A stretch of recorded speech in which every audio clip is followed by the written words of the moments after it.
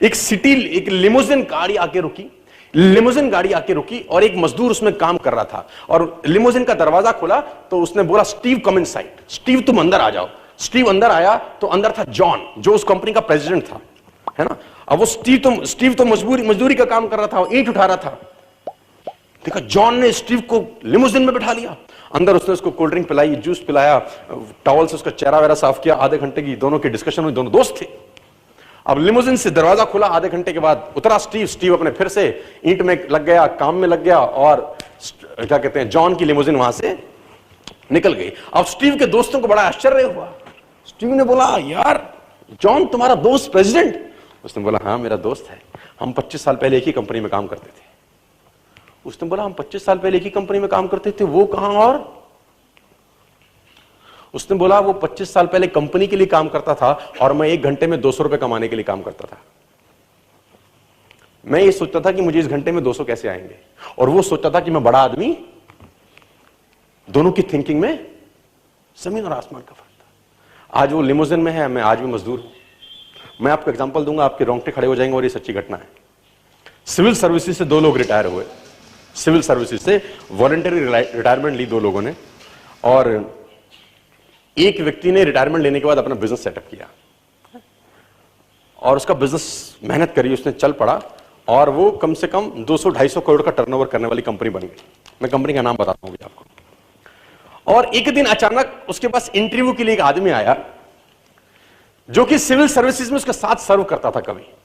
उसने भी उस टाइम में वीआरएस ले लिया था और उसने उसको पहचान लिया। उसने बोला, अरे अरे अरे अरे तू कैसे?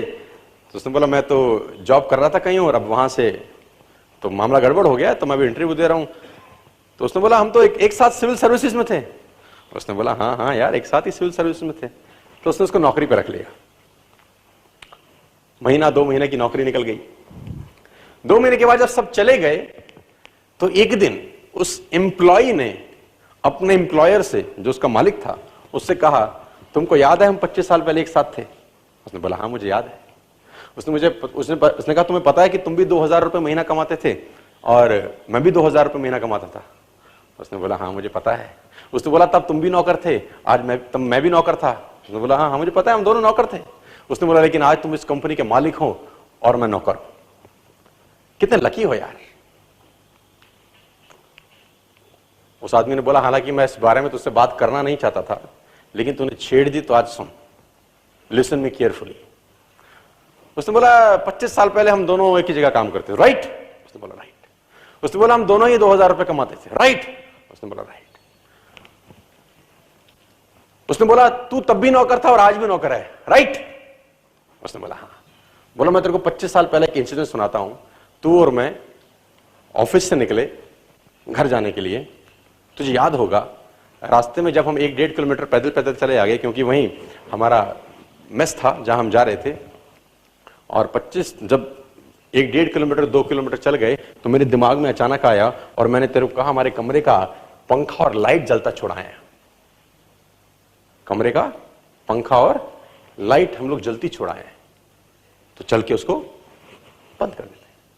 तो तूने मुझे कहा 2 किलोमीटर वापस जाएंगे, 2 किलोमीटर फिर आएंगे, 4 किलोमीटर लग जाएगा, 1.5 घंटा लग जाएगा, क्या फर्क पड़ता है? तू नहीं गया था, मैं गया था, लाइट बंद करके आया था। मैं तब भी मालिक था, मैं आज भी मालिक हूं।